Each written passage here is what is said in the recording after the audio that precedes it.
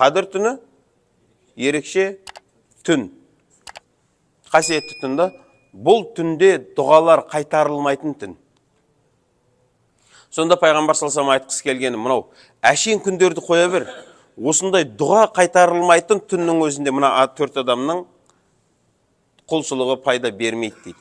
Қадір түні, пайғамбар салсам айтады, қадір түнінде періштелер соншалықты жерде көп болады, жердегі ұсақ тастардан да көп болады. Сіз әшейін, шынымен, кез келген жерден бейтіп бір уыс құмды алыңызшы. Сенің мынаны санап шығуға өмірің жетпейді негіз. Бір уыс құмды ше, жер бетіндегі нелерді айтпай қояқ. Құмды бәрін айтпай қояқ, ұсақ тастарды ше. Ал періштелердің көптігі сондай, жерге симай қалады да, олар ауыса бастайды дейді. Кезекпен ауысып, бірі кетіп, бірі келіп ауыса бастайды. Бір ерекшелігі, періштелер жерге топырлап түседі ғой, одан бөлек.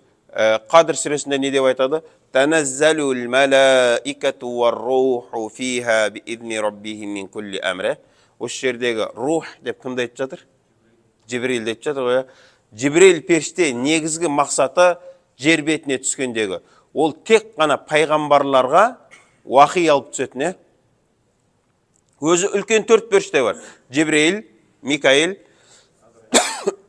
Азраил, Исрафил. Мынаның күнәсін кешірші деп тұрады біреуі.